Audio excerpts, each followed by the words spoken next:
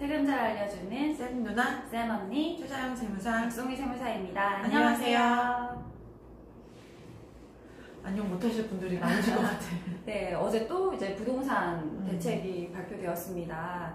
좀 다양한 게 많이 나왔죠. 네, 여러 가지 얘기가 있었는데 오늘은 조금 천천히 하나하나 살펴보도록 할게요. 제목이 뭐였어요? 어제 나온 게 주택시장 안정화 방안이고요.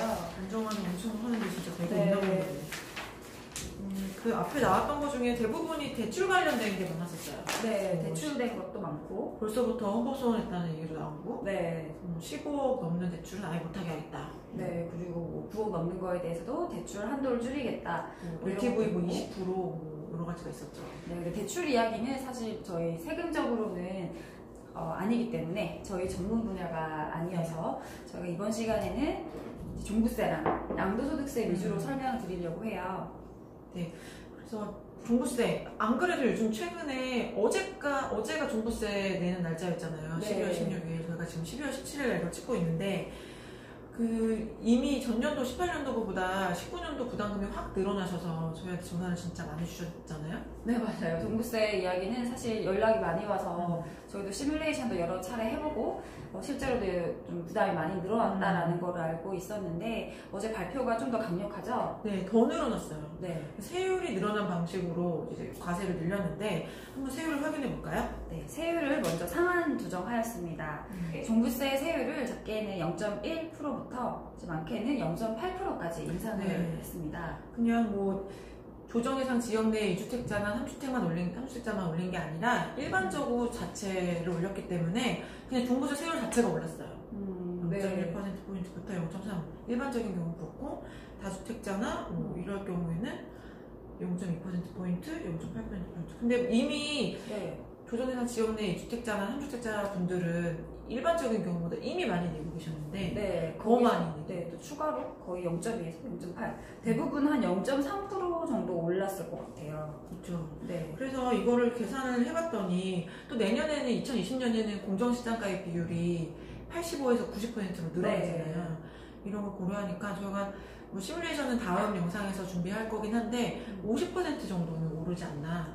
네, 종부세 부담이 이제 증가할 예정이다. 일단 첫 번째로 세율이 올라가고 두 번째로 세율이 올라가더라도 세법에서는 전년도 대비해서 세금이 너무 많이 오르는 걸 방지하기 위해서 상한선이 있잖아요. 네, 종부세에서는 이런 세부담 상한선을 주고 있는데 이게 현행 2019년도 분에 대해서는 2주택자는 200%, 3주택자는 300%였죠. 네, 세율이 올라가서 종부세가 올라가더라도 작년 대비해서는 2배 이상은 안 되도록 한도가 있었는데 조정해야 지역 내에서 2주택인 경우 그 경우인데 이제는 300% 3배까지 올라갈 수 있도록 상한을 조정했습니다.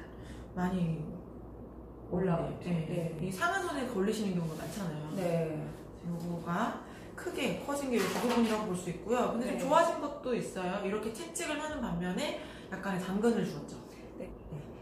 이 종부세에 대해서 뭐 집 한 채 가지고 있는데 오랫동안 보유해서 이렇게 된 거에 대해서 어떻게 하냐. 네. 그래서 원래 이미 그 장기 보유하고 계시는 거에 대해서는 세액공제가 있었잖아요. 뭐 5년부터 15년까지 세액공제로 있었고 이것뿐만 아니라 연세가 많으신 분들에 대해서 공제가 있었어요. 지금 보시면 60세에서 65세가 보유하고 있는 1주택에 대해서는 이제 기존에 10%를 공제해줬었는데 이제는 20% 추가로 공제해주고요. 65세, 70세는 20%였다가 30%, 네, 70세 이상은 40%.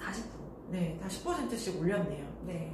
그리고 이게 한도가 정해져 있잖아요. 고령자랑 장기 보유를 합쳐가지고 현재는 70% 넘지 않게 허들이 있었는데 요거를 80%까지 늘리겠다는 걸로 해서 1세대 주택인데 고령자시거나 오래 갖고 있었던 주택에 대해서는 보유세 부담을 현행보다 낮추겠다는 걸 보여주긴 했습니다.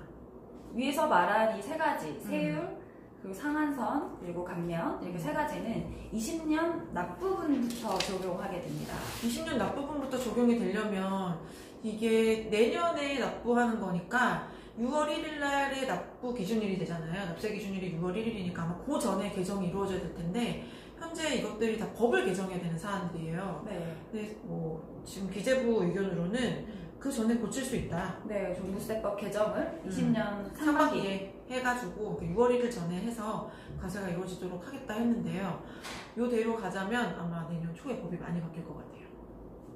그리고 이제 공시지가 관련입니다. 모든 이제 재산세나 종부세나 모든 이제 세금의 부과 기준이 되는 거는 공시지가 위주로 하잖아요. 시세에다가 하는 것이 아니고 이 공시지가를 지금 내년에도 올해 많이 올랐었잖아요. 네. 올해 이미 19년도에 공시지가가 엄청 많이 올랐는데 앞으로도 시가를 제대로 반영하지 못하는 공시지가라는 얘기 듣지 않도록 현실화시킬 수 있게 많이 올려놓겠다.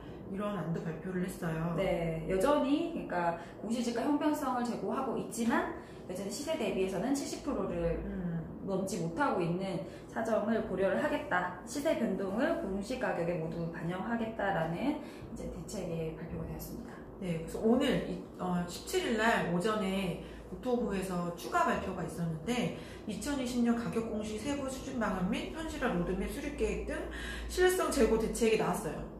네. 네, 여기 보면은 9억 원 초과 주택의 경우에는 알파를 주어서 더 현실화할 수 있는 조정을 하겠다. 미세 조정을 더 하겠다. 이 발표가 되었거든요.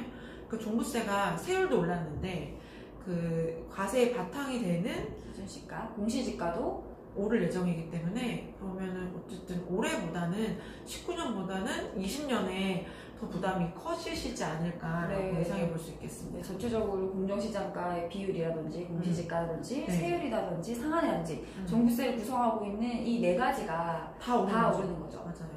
뭐 좋아지는 거는 아까 1세대 주택일 경우에 고령자일 때 율이 좀 공제율이 늘어나는 거인데 그거는 60세 이상 분들만 해당되시는 거라 전체적으로는 다들 부담이 늘어나시지 않을까 생각되고요. 뭐 50% 정도 예상한다고 하더라고요. 단지 예시 들어보니까. 종부세에 대해서는 저희가 다음에 숫자로도 한번 얼마나 부담이 늘어나는지 살펴보도록 하겠습니다. 저희한테 시간을 조금만 주시면. 네. 양도소득세 부분도 한번 살펴보면 좋을 것 같은데요. 양도소득세는 이제 실수요자 중심의 양도소득세로 가기 위한 정책들이 많이 있는 것 같아요. 그래서 원래 이 실수요자들의 경우에 1세대 1주택, 그러니까 내가 집이 하나 있는데 거기에 그냥 살고 있거나 뭐 아니면 부득이하게 못 살더라도 집이 하나밖에 없는 경우에는 원칙적으로는 비과세하고 있잖아요. 물론 요건들이 있죠. 뭐 2년 이상 보유한다든지 지역에 따라서 2년 이상 거주까지 해야 된다든지 이런 요건들이 있을 수 있는데 어쨌든 9억 원까지는 비과세가 원칙이잖아요. 네. 9억 원 초과하는 부분에 대해서 1세대 1주택자가 과세가 되더라도 장기 보유 특별 공제를 이제 80%까지 받을 수가 있는데 이 부분이 바뀝니다.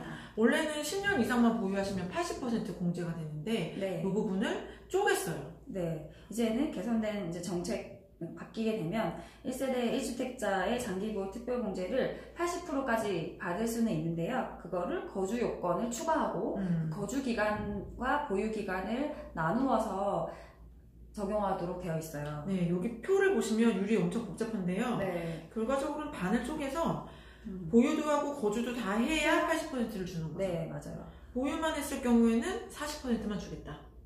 네, 그렇게 되고 그쵸? 보유를 10년 이상 했다면 40%를 주겠다는 거죠. 5년 거주했고 네. 10년 보유했다 그러면은 5년 거주했으니까 20%, 10년 보유했으니까 40%, 합쳐갖고 60% 이렇게 되는 거죠. 네, 그래서 되게 복잡해졌는데 실제 보유 기간이 어떻게 되는지도 같이 카운트를 하겠다라고 이제 좀 강하게 된 것 같아요. 네, 나중에 이거 세금 계산할 때 어떻게 해야 할지 너무 걱정인데 보통 거주 기간은 등본이나 이런 것들로 확인하잖아요. 네. 그래서 그 등본에 주소가 들어갔다가 나왔다가 이런 것들 다 일일이 카운트를 해야 되는데 세무사들이 엄청 힘들어지지 않을까. 네, 이 장기보유 특별공제의 거주기간도 따로 이제 카운트하는 거는 21년 1월 1일 이후 양도분부터 적용되게 됩니다.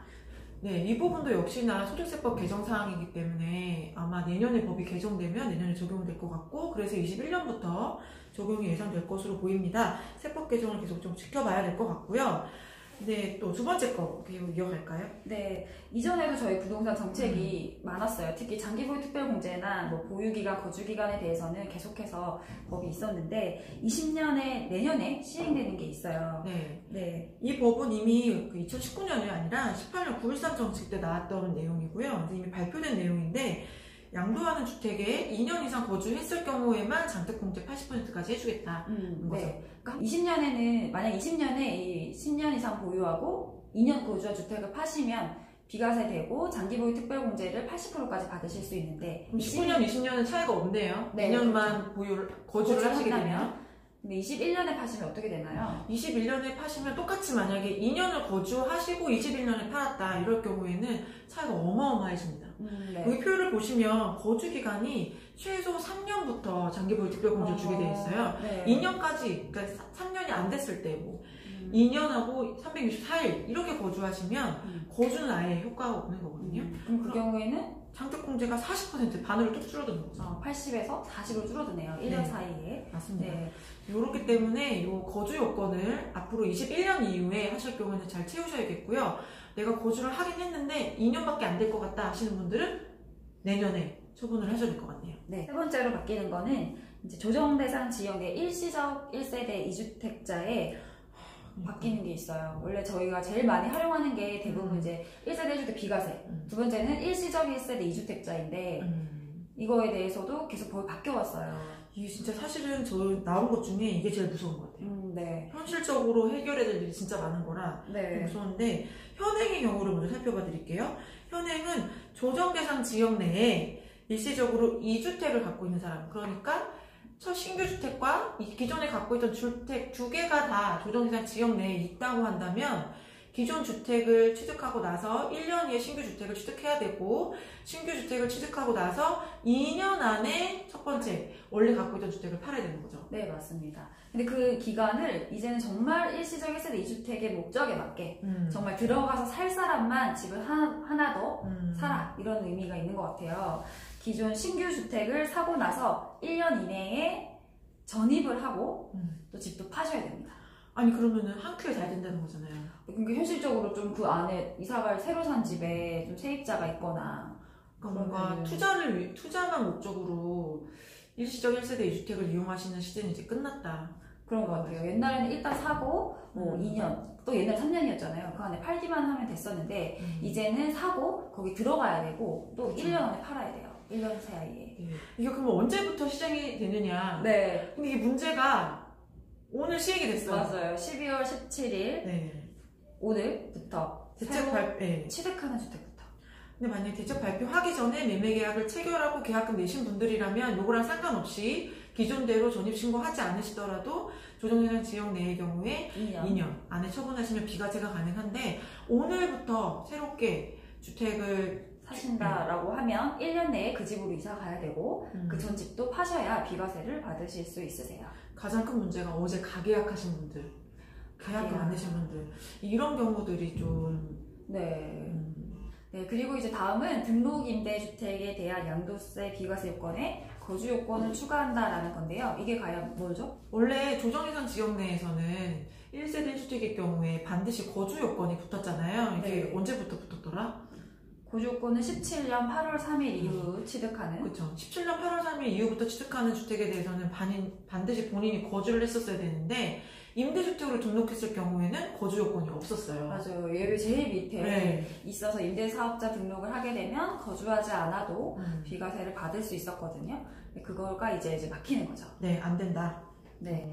이제 조정대상 지역 내에 임대주택이더라도 2년 이상 거주도 하셔야 된다. 네. 그러니까 뭐 2년 거주를 한 다음에 등록을 하든지 아니면 네. 임대기간이 끝난 다음에 거주를 하고 팔든지 이렇게 해야지만 비과세를 해주겠다는 뜻이고요. 요것도 오늘부터 시행이 됐습니다. 네, 오늘부터 등록하는 주택에 한해서 시작이 됩니다. 네, 이미 어제까지 등록하신 분들이라면 상관없지만 오늘부터 등록하시는 경우에는 2년 거주를 해야 되기 때문에 사실상 1세대 1주택에 대해서는 조정대상 지역 내에는 2년 거주하는 걸로 바뀌었다라고 판단하시는 게 맞을 것 모든 같네요. 주택이 다 그렇다고 생각하시면 되네요. 네, 그리고 또 그 다음으로 넘어가 볼까요? 네, 다음은 조정대상 지역 다주택자 양도소득세 중과할 때 분양권도 포함하겠다라는 건데요. 현재는 주택수를 계산할 때 당연히 주택 들어가죠. 뭐 집으로 따질 수 있는 게 뭐 있죠? 뭐 다가구, 다세대, 아파트 이런 게 들어가고 또 특이한 거 오피스텔도 원래 들어가야 되고요. 네. 그리고 조합원 입주권이 들어가죠. 네. 그래서 조합원 입주권까지는 보통 다 주택수로 들어가게 되는데 분양권은 아직 주택이 아닌 걸로 보아서 주택수에 들어가지 않았죠. 네. 그래서 집이 한 채 있는데 새롭게 분양을 받으셔서 분양권이 생기신 분들의 경우에 계속 1주택자로 가는 거죠. 등기가 될 때까지. 그랬던 것을 이제 다주택자 중과 세율 적용할 때 분양권도 카운트하겠다는 거죠. 네. 아까 말씀하신 사례로 치면 2주택자로 해서 네. 세율이 추가 10% 과세되고 장기보유도 안 되고. 거듭 말씀드리지만 이 1주택자와 2주택자의 차이가 어마어마하거든요. 세금에 있어서는. 요게 더 강력하게 바뀌었고요. 요거는 시행 시기가 당장은 아니고 2021년 1월 1일 이후 양도분부터 적용이 된다고 합니다. 요것도 아마 내년에 법이 개정되면 바뀔 것 같은데요. 어떻게 개정되는지 요것도 같이 봐야 될 것 같고요. 네. 다음으로는 이제 2년 미만 보유 주택에 대한 양도세 인상입니다. 보통 이제 양도세는 기간별로 해서 세율이 달라지잖아요. 네. 단기에 보유한 거에 대해서는 이제 투기를 방지하기 위해 세율이 높은데요. 네.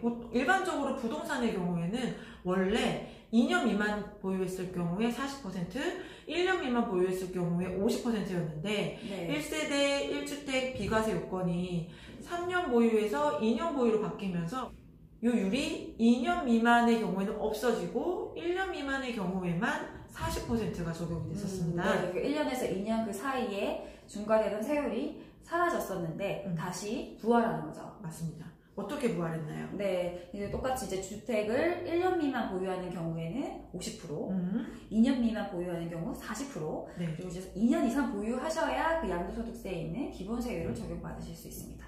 이 법은 언제부터 적용이 되나요? 네, 이것도 법 개정을 하고 21년 1월 1일 이후 양도분입니다. 네. 그래서 만약에 2년이 해당이 되려면 12월 안에 계약을 하셔야 돼요. 네. 네, 그럼 이제 마지막 대책을 이야기를 해볼까요? 네, 마지막은 조정 대상 지역 내 다주택자의 양도소득세를 한시적으로 배제하겠다는 거예요. 사실 이게 정말 중요한 이야기이긴 한 것 같아요. 그동안 다주택자가 중과되면서 주택이 여러 채 있으셔가지고 좀 정리를 하고 싶으심에도 불구하고 세금 부담이 너무 크셔서 못 파시는 경우가 많았고. 네, 오랫동안 보유하고 있었는데 갑자기 이제 다주택자라는 이유로 장기 보유 특별공제도 안 되고 추가로 10% 20% 이렇게 더 부담을 해야 되니까 생각보다 이제 시간이 오래됐으니까 양도 차이가 큰데 세금도 너무 많아서 부담인 분들이 많으셨잖아요. 네, 근데 집을 갖고 있는 사람이 부담 때문에 집을 안 팔겠다고 하니까 사는 사람 입장에서는 매물이 적으니까 가격을 웃돈을 주면서 집을 꼭 사야 된다면 웃돈을 줄 수밖에 없는 상황이 계속되고 그러다 보니까 최근 몇 년 사이에 집값이 이렇게 막 올라가게 된 거잖아요. 네, 그래서 한시적으로 오랫동안 보유하고 있었던 사람들의 같은 경우에는 이제 중과 배제를 하겠다는 거죠. 그 기준은 10년입니다. 네, 10년 이상 장기 보유하셨던 경우에는 장기보유 특별공제를 특별하게 이 기간 동안 정해주겠다는 건데 네. 기간이 있죠. 네, 이 시기가 대책 발표일 다음 날인 12월 17일부터 20년 6월까지 6월 30일까지였죠. 네. 오늘부터네요. 그러니까 양도일 기준이잖아요. 네. 이미 계약하시고 아직 잔금 받지 않으신 분들한테는 이게 적용이 되는데 만약에 너무 안타깝게도 16일에 잔금 받고 등기까지 넘겨주셨다면 네, 그건 안타깝지만 장기보유 특별공제나 중과를 피하실 수가 없으세요. 네. 저희도 사례가 있었잖아요. 네, 그렇죠. 지금 이제 너무 안타까운 경우인데 어제까지 등기 넘기신 분들은 이전에 법이 적용이 되기 때문에 장기보유 특별공제 안 되는 이런 높은 세금을 부담하실 수밖에 없는 상황이 되었고요. 네. 오래 보유하고 있던 주택을 이제 이 중과 때문에 장기보유 특별공제 못 받는 것 때문에 못 파셨으면 6월까지 매도를 생각해 보시는 것도 세금적으로 아주 유리하게 될 것 같습니다. 네, 그래서 어제 오늘 지금 발표하고만 하루가 좀 지났는데 어제 오늘 사이에 이제 팔아도 될까요? 라는 문의도 막 오고 있고 그죠? 나는 10년이 조금 안 되는데 10년은 도대체 어떻게 카운트하는 거냐 이렇게 전화도 오는데요. 요 6월 30일까지 10년이니까 취득하신 날짜가 언제로 해야 되는 거지? 10년 전이니까 2010년 6월 30일 이전에 취득하신 분들의 경우에 해당이 되는 거네요. 네. 한번 나의 경우가 이제 어디에 해당되는지 확인해 보시면 좋을 것 같고요.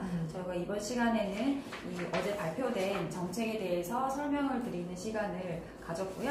다음에는 이 법을 바탕으로 세금적으로 어떻게 달라지는지 사례를 한번 만들어서 설명드릴게요. 네, 이번 법들을 보면 그 시행 시기가 약간씩 차이가 있는데 어떤 거는 종부세 같은 경우는 내년에 바로 시행되는 거고 양도세 같은 경우에 뭐 오늘 12월 17일부터 바로 시행되는 게 있고 또 21년부터 시행되는 게 있고 법 개정을 해야지만 시행되는 것들이 있어요. 사실 이 안이 나왔다고 해서 무조건 다 되는 건 아니거든요. 어쨌든 안이기 때문에 저희가 한번 이게 정말 개정이 되는지 내년까지 쭉 따라가 보도록 하겠습니다. 다음 시간에 말씀드린 대로 시뮬레이션이나 사례를 한번 살펴보는 시간을 가져보겠고요. 여러분 많이 기대해 주세요. 네, 그럼 지금까지 세금 잘 알려주는 쌤 누나 쌤언니였습니다. 안녕.